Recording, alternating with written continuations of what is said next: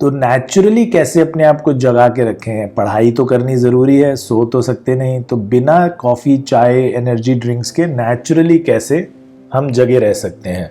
सबसे आसान तरीका है पानी पीते रहें। तो कॉफ़ी को रिप्लेस कर दें पानी से। जितना पानी पिएंगे आपका ब्रेन उतना ही एक्टिव रहेगा, और पानी भी डाययूरेटिक होता है, तो बार बार पेशाब आएगा तो आप चल कर जाएंगे टॉयलेट तक, तो ऑटोमेटिकली नींद बार बार खुलती रहेगी और अटेंशन स्पैन आपका मच बेटर रहेगा रादर दैन कॉफ़ी पीने से। 7 घंटे फिर भी कोशिश करें कि ज़रूर सोएं। 7 घंटे से कम में ब्रेन फंक्शंस कम हो जाते हैं, आप उतना ध्यान से नहीं पढ़ पाएंगे, पढ़ेंगे भी तो याददाश्त नहीं रहेगी, कम याद रहेगा, एग्ज़ाम में कॉन्सेंट्रेट नहीं कर पाएंगे। तो एग्ज़ाम्स में भी 7 घंटे ज़रूर सोएं कम से कम। वेजिटेरियन खाना खाएं, प्लांट बेस्ड खाना खाएं, उससे भी एनर्जी लेवल्स बहुत अच्छे रहते हैं, आपका अटेंशन स्पैन अच्छा रहता है, एक्टिविटी अच्छी रहती है ब्रेन की, तो उससे आप जगते रहेंगे। रेगुलर एक्सरसाइज करें, माइल्ड एक्सरसाइज करें, स्पेशली एग्ज़ाम्स में तो बहुत स्ट्रेनुअस ना करें, तो क्योंकि उससे तो थक के ही सो जाएंगे, बट माइल्ड एक्सरसाइज ज़रूर करें सुबह के टाइम प्रेफरेबली, ताकि आप दिन भर एक्टिव रहें।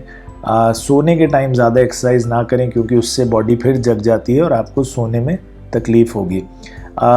लेकिन फिर भी अगर ये सब करने के बावजूद भी थकान हो रही है, नींद प्रॉपर नहीं आ रही है, आप फ्रेश नहीं उठ रहे हैं, तो अपने डॉक्टर से ज़रूर सलाह लें, उनसे मिलें, क्योंकि हो सकता है कुछ स्लीप डिसऑर्डर हो, स्लीप एपनिया हो, और कुछ अंदर हार्मोनल डिसऑर्डर्स हों, कुछ माइक्रो न्यूट्रिएंट्स की कमी हो।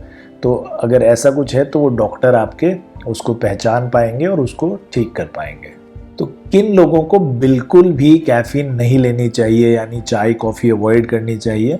हार्ट डिजीज़ स्पेशली, क्योंकि कैफ़ीन से हार्ट रेट भी बढ़ता है, बीपी भी बढ़ता है। तो अगर आप हार्ट पेशेंट हैं तो बिल्कुल अवॉइड करें। अगर आपको लिवर की बीमारी है, लिवर ख़राब है, तो भी अवॉइड करें।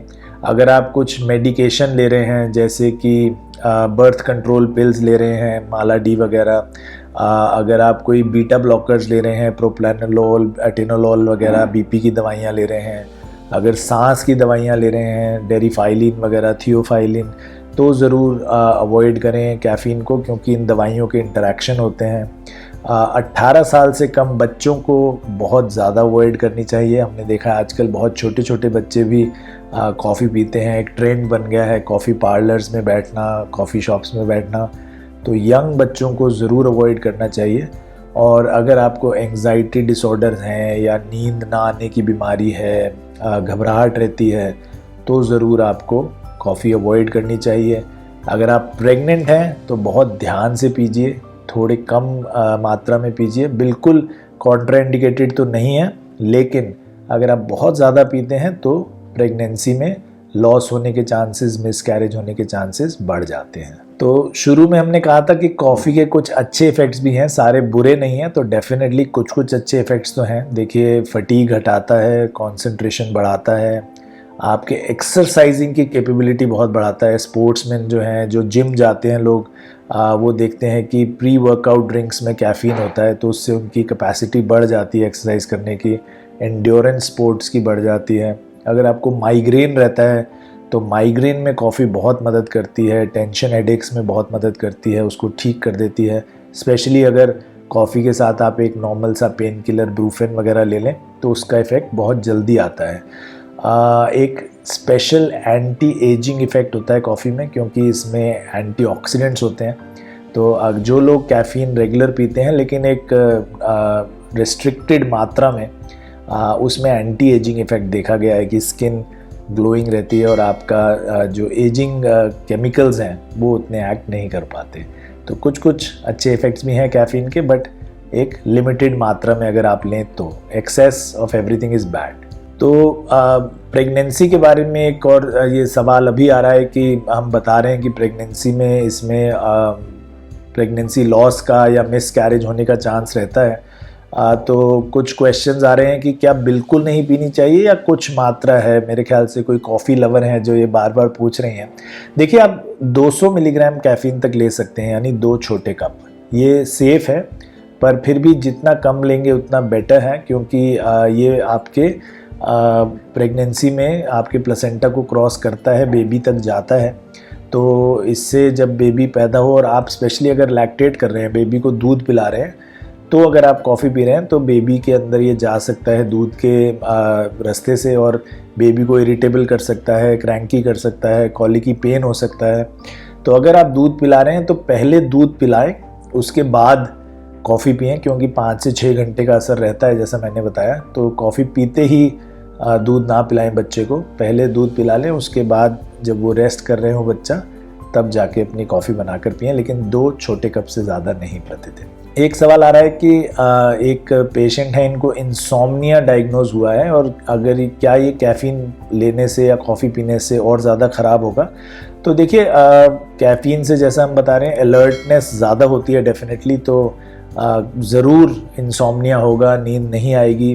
तो फ्रीक्वेंटली आप रात को उठ सकते हैं, पेशाब भी ज़्यादा आएगा तो रात को आपको पेशाब करने के लिए भी उठना पड़ सकता है, या एक ब्रेन आपका एक्टिवेट हो जाएगा उसके लिए भी उठना पड़ सकता है, स्लीपलेसनेस हो सकती है।